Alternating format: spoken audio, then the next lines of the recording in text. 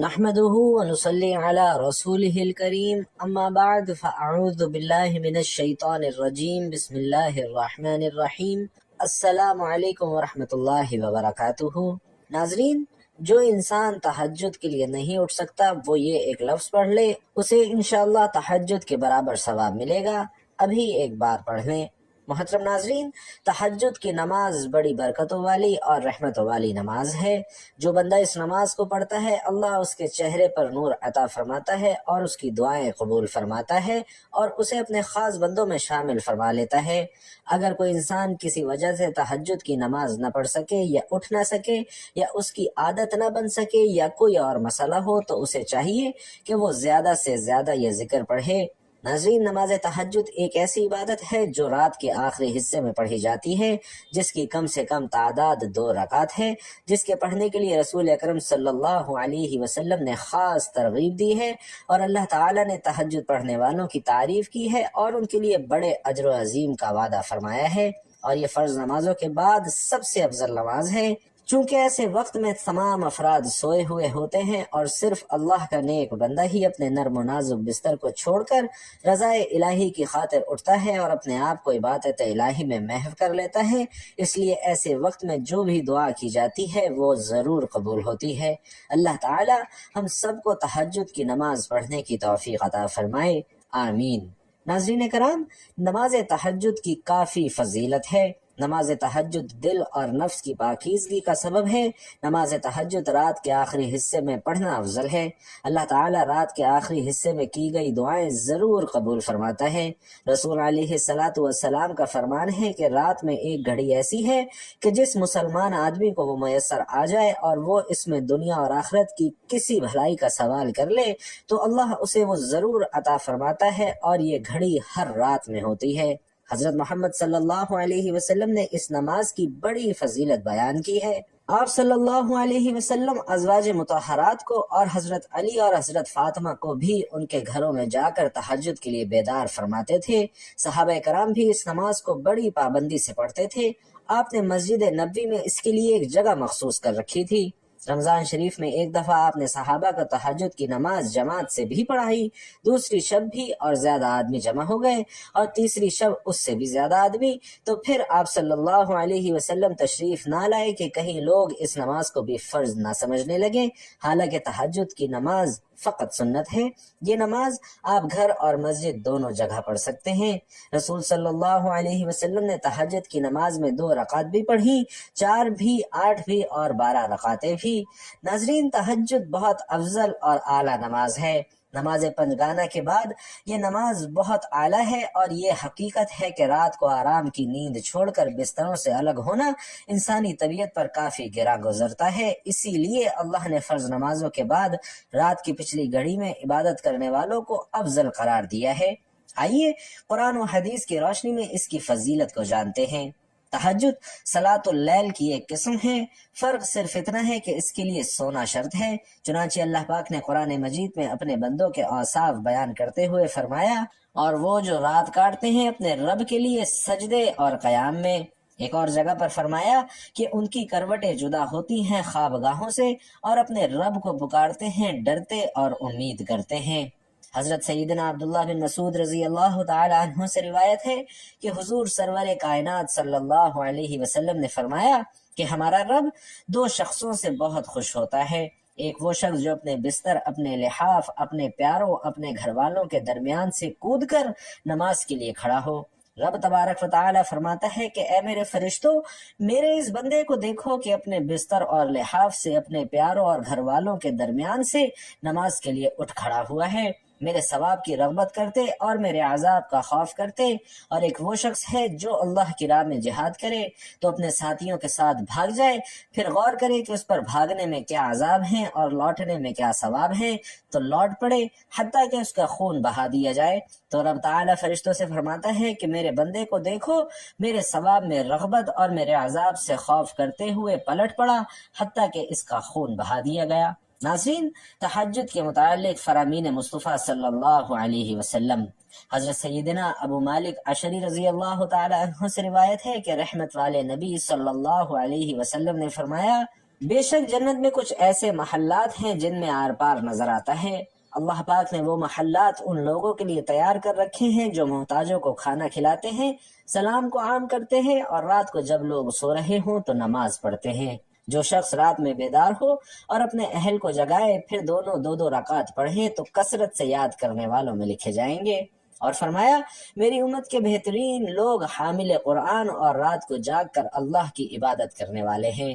رسول صلی اللہ علیہ وسلم نے ایک مرتبہ صحابہ کرام میں سے کسی کو ارشاد فرمایا، یعنی رات کو زیادہ نہ سویا کرو، کیونکہ رات کو بہت سونے والا بروز قیامت نیکیوں کے سلسلے میں فقیر ہوگا۔ ناظرین کرام، حضرت سیدنا امام جنید بغدادی رحمۃ اللہ علیہ کو بعد وصال کسی نے خواب میں دیکھا تو پوچھا، اے ابو القاسم، وفات کے بعد آپ کے ساتھ کیا معاملہ ہوا؟ فرمایا، علمی ابحاث اور علمی نکات کی باریکیاں کام نہ آئیں، مگر رات کی تنہائی میں ادا کی جانے والی نماز تہجد نے خوب فائدہ پہنچایا۔ حضرت سیدنا حسن بصری رحمۃ اللہ علیہ سے پوچھا گیا کہ تہجد گزار لوگوں کے چہرے دیگر لوگوں سے زیادہ خوبصورت کیوں ہوتے ہیں؟ تو آپ نے فرمایا کہ وہ اللہ کے لیے تنہائی اختیار کرتے ہیں تو اللہ انہیں اپنے نور کا لباس پہنا دیتا ہے۔ امام جلال الدین سیوطی رحمۃ اللہ علیہ تہجد باقاعدگی سے ادا فرمایا کرتے تھے، اور اگر کبھی رہ جاتی تو اتنا پریشان ہوتے کہ بیمار پڑ جاتے۔ ناظرین، حضرت سیدنا عبداللہ بن مسعود رضی اللہ تعالی عنہ کی بارگاہ میں عرض کی گئی کہ ہم رات کو نماز کے لیے قیام نہیں کر پاتے۔ ارشاد فرمایا، تمہارے گناہوں نے تمہیں اپاہج بنا دیا ہے۔ اللہ اکبر۔ ناظرین، سیدنا حسن بصری رضی اللہ تعالی عنہ سے عرض کی گئی کہ ہم سے رات کو قیام نہیں ہو پاتا، تو انہوں نے فرمایا کہ گناہوں نے تمہارے پاؤں میں بیڑیاں ڈال دی ہیں۔ بھائیوں اور بہنوں، تہجد کی نماز ایک بہت ہی قیمتی اور افضل نماز ہے، بلکہ فرائض کے بعد اس سے زیادہ بہتر کوئی نماز نہیں۔ اس لیے رات کے اندھیرے میں جب لوگ سو رہے ہوتے ہیں اور غفلت کا ماحول ہوتا ہے اور نفس بھی کسی طرح بستر چھوڑنے پر راضی نہیں ہوتا، تو ایسے میں جب بھی کوئی شخص اپنی نیند اور آرام و راحت کو چھوڑ کر اللہ کے حضور کھڑا ہوتا ہے تو یہ بندے کی جانب سے بہت بڑی قربانی ہوتی ہے، اور جب قربانی بڑی ہوتی ہے تو رب کی مہربانی بھی بڑی ہوتی ہے۔ اسی لیے احادیث طیبہ کے مطابق یہ نماز بندے کے لیے اللہ پاک کے سب سے زیادہ قرب کا باعث بنتی ہے۔ اللہ پاک سے دعا ہے کہ ہم سب کو نماز تہجد کی پابندی نصیب فرمائے، آمین۔ ناظرین، فرائض کے بعد سب سے زیادہ فضیلت والی نماز تہجد ہی ہے۔ رات کو اٹھ کر اللہ کی بارگاہ میں حاضری دینا ایک ایسا عمل ہے جس کی وجہ سے انسان دنیا میں بڑے بڑے مرتبے حاصل کر لیتا ہے۔ رات کی تنہائی میں بندہ راحت اور آرام کو چھوڑ کر سردی اور گرمی کی شدت برداشت کر کے وضو کر کے جب بندہ اللہ کی بارگاہ اقدس میں حاضر ہو جاتا ہے تو وہ اللہ کا قرب تلاش کرتا ہے اور اللہ کی رحمت جوش میں آ جاتی ہے، اور وہ اپنے بندوں کو اپنے قرب اور لطف سے مالا مال فرما دیتا ہے۔ نماز تہجد پڑھنے سے دل کو سکون آتا ہے، دعائیں قبول ہوتی ہیں اور چہرہ منور ہو جاتا ہے۔ حضرت حسن بصری رحمۃ اللہ علیہ سے پوچھا گیا کہ تہجد پڑھنے والوں کا چہرہ اتنا حسین کیسے ہوتا ہے؟ تو آپ نے فرمایا کہ جب وہ اپنے رب کے ساتھ خلوت اختیار کرتے ہیں تو اللہ ان پر اپنے نور کا لباس چڑھا دیتا ہے۔ رات کو اٹھ کر اللہ کی بارگاہ میں حاضری دینا اللہ کے خاص بندوں کا عمل ہے۔ پیارے آقا صلی اللہ علیہ وسلم نے فرمایا کہ قیامت کے دن شب بیداری کرنے والوں کی سواریاں براق ہوں گی اور ان کی رنگت یاقوت سرخ کی مانند ہوگی۔ اہل محشر پوچھیں گے، باری تعالیٰ یہ کون لوگ ہیں؟ تو حکم ہوگا، یہ وہی لوگ ہیں جو راتوں کو نیند چھوڑ کر میری عبادت میں مصروف رہتے تھے جب تم لوگ سوتے تھے۔ یہ میرے محبوب ہیں، یہ میرے محبوب ہیں۔ حضرت ابو امامہ رضی اللہ تعالی عنہ سے روایت ہے کہ رحمت عالم صلی اللہ علیہ وسلم نے ارشاد فرمایا، تم ضرور قیام لیل کیا کرو، یعنی نماز تہجد پڑھا کرو، کیونکہ وہ تم سے پہلے صالحین کا شیوا، شعار اور طریقہ رہا ہے، اور قرب الہی کا تمہارے لیے خاص وسیلہ ہے، اور وہ برائیوں کو مٹانے والی اور گناہوں سے محفوظ رکھنے والی چیز ہے۔ ناظرین کرام، خالق کائنات نے اپنی خاص حکمت کے تحت دن کو روشن اور رات کو پرسکون بنایا۔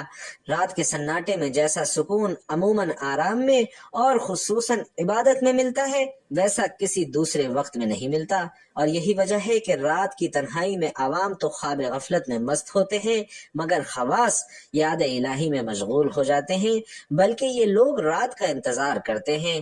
نماز تہجد کی 4 خصوصیات سن کر آپ کا ایمان تازہ ہو جائے گا، جس کی پہلی خصوصیت یہ ہے کہ وہ دور قدیم سے صلحاء کا شعار، طریقہ اور ان کی عبادت رہی ہے۔ اس میں 2 باتوں کی طرف اشارہ ہے۔ ایک تو یہ کہ جب سابقہ کے اولیاء اور صلحاء نماز تہجد کا اہتمام کرتے تھے تو تمہیں بطریق اولا اس کا اہتمام کرنا چاہیے، کیونکہ تم تو خیر الامم ہو۔ دوسرا یہ اس طرف اشارہ ہے کہ نماز تہجد صالحین کا شیوہ ہے، جو اس کا اہتمام نہیں کرتا وہ صالحین میں سے نہیں ہے۔ ایک حدیث کا مفہوم ہے کہ میری امت کے شرفاء حاملین قرآن، یعنی قرآن کو پڑھنے، سمجھنے اور اس پر عمل کرنے والے اور تہجد گزار لوگ ہیں۔ نماز تہجد کی دوسری خصوصیت یہ ہے کہ وہ قرب الہی کا وسیلہ ہے، اس سے رب کریم کی قربت اور محبت نصیب ہوتی ہے۔ ایک حدیث کا مفہوم ہے کہ اللہ اپنے بندے کے سب سے زیادہ قریب رات کے آخری پہر میں ہوتا ہے، لہٰذا تم بھی اس وقت کے یاد کرنے والوں میں ہو سکتے ہو تو ضرور ہو جاؤ۔ تہجد اور ذکر اللہ کے ذریعے اس کا قرب بآسانی حاصل ہو سکتا ہے۔ ظاہر ہے کہ ایک بندے کے لیے اس سے بڑی کوئی سعادت ہرگز نہیں ہو سکتی، کیونکہ ساری شریعت، عبادات اور اطاعت سے مقصود معبود حقیقی کی قربت اور محبت ہی تو ہے، جو نماز تہجد سے بآسانی حاصل ہو سکتی ہے۔ ملا علی قاری رحمۃ اللہ علیہ فرماتے ہیں، اس میں اس حدیث قدسی کی طرف اشارہ ملتا ہے جس میں رب العالمین نے فرمایا کہ بندہ برابر نوافل کے ذریعے میرا قرب حاصل کرتا رہتا ہے، یہاں تک کہ میں اس سے محبت کرنے لگتا ہوں۔ سبحان اللہ۔ اور نوافل میں افضل ترین نماز تہجد ہے، جیسا کہ حدیث کا مفہوم ہے کہ فرض نمازوں کے بعد سب سے افضل نماز تہجد کی نماز ہے، لہٰذا اللہ کی محبت اور قربت کے حصول کا یہ اہم ترین ذریعہ اور اہم ترین وسیلہ ہے۔ حضرت شیخ الزما فرماتے ہیں کہ صوفیاء اور مشائخ، ان کے لیے تہجد مثل براق ہے، جیسے شب معراج میں حضور صلی اللہ علیہ وسلم براق کے ذریعے آن کی آن میں کہاں سے کہاں پہنچ گئے، اسی طرح صوفیاء بھی تہجد کے ذریعے کہاں سے کہاں پہنچ جاتے ہیں۔ ناظرین، نماز تہجد کی تیسری خصوصیت یہ ہے کہ وہ کفارہ سیئات کا ذریعہ ہے۔ ارشاد باری تعالیٰ کا مفہوم ہے کہ نیکیاں برائیوں کو مٹا دیتی ہے، اور نماز تہجد بہت بڑی نیکی ہے۔ اس سے حق تعالیٰ گناہوں کو مٹاتے ہیں، جیسے موسم پتجھڑ میں تیز و تند ہوا درختوں سے سوکھے پتوں کو گرا دیتی ہے، اسی طرح نماز تہجد گناہوں کو مٹا دیتی ہے۔ اور ناظرین، اس کی چوتھی خصوصیت یہ ہے کہ وہ گناہوں سے بچاتی ہے، اور ترک معاصی سے تہجد کی توفیق نصیب ہوتی ہے، اور تہجد سے حفظ معاصی کی توفیق ملتی ہے۔ حدیث میں ہے کہ حضور صلی اللہ علیہ وسلم سے کسی کے متعلق یہ شکایت کی گئی کہ فلاں آدمی رات کو تہجد تو پڑھتا ہے مگر دن میں چوری کرتا ہے، تو آپ صلی اللہ علیہ وسلم نے فرمایا ان قریب ہے کہ اس کو تہجد کی نماز اس برائی سے روک دے گی، کیونکہ نماز کی یہی خاصیت ہے کہ اگر اسے صحیح طریقے پر قائم کیا جائے تو وہ نمازی کو برائیوں سے روکتی ہے۔ الغرض نماز اور تہجد سے حفظ معاصی کی توفیق ملتی ہے۔ حسن بصری رحمۃ اللہ علیہ کی خدمت میں ایک شخص حاضر ہو کر کہنے لگا کہ حضرت، تہجد کی توفیق نہیں ملتی، کوئی ترتیب بتلائیے۔ تو آپ رحمۃ اللہ علیہ نے فرمایا کہ دن میں معاصی سے اجتناب کرو تو رات میں تہجد کی توفیق خود بخود نصیب ہوگی۔ معلوم ہوا کہ ترک معاصی اور توفیق تہجد لازم اور ملزوم ہے۔ اللہ تعالی ہمارے تمام گناہوں کو معاف فرمائے اور ہمیں تہجد کی نماز پڑھنے کی توفیق عطا فرمائے، آمین۔ ناظرین، ایک حدیث میں پیارے نبی صلی اللہ علیہ وسلم نے فرمایا کہ اے لوگو، جو بندہ تہجد کی نماز کسی وجہ سے نہ پڑھ سکے تو اسے چاہیے کہ زیادہ سے زیادہ سبحان اللہ و بحمدہ سبحان اللہ العظیم کا ذکر کرے۔ حضرت ابو ذر رضی اللہ تعالی عنہ سے روایت ہے کہ رسول علیہ الصلوۃ والسلام سے سوال کیا گیا، اللہ کے ذکر کے لیے کون سا کلمہ افضل ہے؟ تو آپ صلی اللہ علیہ وسلم نے فرمایا، جسے اللہ نے اپنے فرشتوں کے لیے یا ان سمیت اپنے تمام بندوں کے لیے منتخب فرمایا، یعنی سبحان اللہ و بحمدہ سبحان اللہ العظیم۔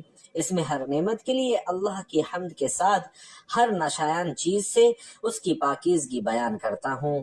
نبی کریم صلی اللہ علیہ وسلم نے فرمایا کہ جو شخص 100 مرتبہ اللہ کی تسبیح یعنی سبحان اللہ و بحمدہ سبحان اللہ العظیم بیان کرے تو اللہ اسے 1000 نیکی عطا فرماتے ہیں۔ نیز صحیح مسلم کی دوسری روایت میں سبحان اللہ کے ساتھ و بحمدہ پڑھنے کا اضافہ ہے، اور اس کی فضیلت یہ ارشاد فرمائی کہ جو شخص روزانہ 100 مرتبہ یہ تسبیح پڑھتا ہے اس کے گناہ معاف کر دیے جاتے ہیں، اگرچہ وہ سمندر کی جھاگ کے برابر ہوں۔ اسی طرح صحیح مسلم کی ہی ایک روایت میں اس تسبیح کی یہ فضیلت بھی ذکر کی گئی کہ جو اس تسبیح کا اہتمام کرے گا روز قیامت یہ شخص سب سے زیادہ اعمال والا ہوگا، یہ کہ کوئی اتنی ہی مقدار میں یہ تسبیح کہے یا اس سے زیادہ۔ ناظرین، اللہ کے نبی صلی اللہ علیہ وسلم بتا رہے ہیں کہ جس نے دن میں 100 بار سبحان اللہ و بحمدہ سبحان اللہ العظیم کہا اس کے گناہ بخش دیے جاتے ہیں اور گناہ مٹا دیے جاتے ہیں، چاہے وہ سمندر میں موجود اور لہروں کے وقت ظاہر ہونے والے سفید جھاگ کے برابر ہی کیوں نہ ہو۔ یہ اجر و ثواب میں دن میں لگاتار یہ دعا پڑھنے والے اور وقفے وقفے سے پڑھنے والے دونوں کو حاصل ہوگا۔ تسبیح کا مطلب ہے اللہ کو تمام نقائص سے پاک ماننا، اور حمد کا مطلب ہے کہ اسے ہر اعتبار سے کامل ماننا اور ساتھ میں اس سے محبت رکھنا اور اس کی تعظیم رکھنا۔ اس حدیث میں گناہوں کی معافی سے مراد صغیرہ گناہوں کی معافی ہے، کیونکہ کبیرہ گناہوں کے لیے توبہ ضروری ہے۔ رسول صلی اللہ علیہ وسلم نے ایک دن صحابہ اکرام سے فرمایا کہ سبحان اللہ و بحمدہ سبحان اللہ العظیم 100 مرتبہ پڑھو، کیونکہ جس نے اسے 1 مرتبہ پڑھا اس کے لیے 10 نیکیاں لکھی جائیں گی، جس نے اسے 10 مرتبہ پڑھا اس کے لیے 100 نیکیاں لکھی جائیں گی، اور جس نے اسے 100 مرتبہ پڑھا اس کے لیے 1000 نیکیاں لکھی جائیں گی، اور جو زیادہ پڑھے گا تو اللہ رب العزت بھی اسے زیادہ عطا کریں گے، اور جو اللہ رب العزت سے بخشش طلب کرے گا تو اللہ رب العزت اسے بخش دیں گے۔ ناظرین، اس کو پڑھنے کی وجہ سے اللہ رب العالمین اسے تہجد پڑھنے کے برابر ثواب عطا فرمائیں گے، تو زیادہ سے زیادہ اس کو آپ دن اور رات میں پڑھتے رہیں، اس کی وجہ سے آپ کو تہجد پڑھنے والوں کے برابر اجر ملتا رہے گا۔ ویسے تو کوشش کرنی چاہیے کہ تہجد کی نماز لازمی پڑھیں، لیکن اگر کسی وجہ سے نہ پڑھ سکیں تو ذکر کو ضرور اپنی زبان پر سجائے رکھیں، کیونکہ اس کی برکت سے آپ کو دنیا اور آخرت کی بہت ساری نعمتیں بھی ملیں گی اور آپ کا رب بھی آپ سے راضی ہو جائے گا انشاءاللہ۔ تو آپ اس عمل کو لازمی کریں تاکہ آپ کے لیے آسانیاں پیدا ہوں اور نعمتوں کی فراوانی ہو۔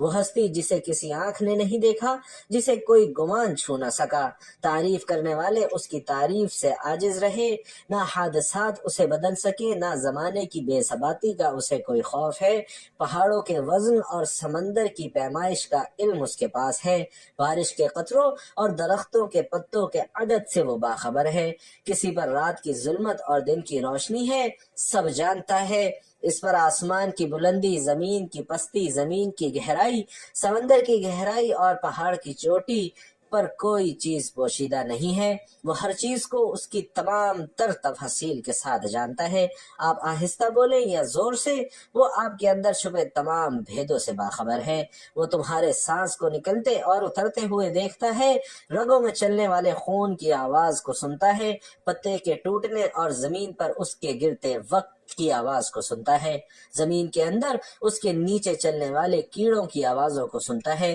سمندر کی تہ میں چلنے والی مچھلی کی آواز کو سنتا ہے، بحر و بر میں جو کچھ ہے سب اس کے علم میں ہے، وہ اس کائنات کا بادشاہ ہے، رب ہے۔ مسند احمد میں حضرت عبداللہ بن عمر کی روایت میں اس واقعے کا بیان ہے کہ جب رسول کریم صلی اللہ علیہ وسلم اللہ کی عظمت کو بیان فرما رہے تھے، اس وقت آپ کی یہ کیفیت تھی کہ آپ کا جسم مبارک ہل رہا تھا اور دیکھنے والوں کو یوں محسوس ہو رہا تھا کہ آپ زمین پر گر پڑیں گے۔ اللہ پاک ہمیں بھی اسی معرفت اور اسی یقین کے ساتھ اپنی حمد و ثنا بیان کرنے کی توفیق عطا فرمائے، آمین یا رب العالمین۔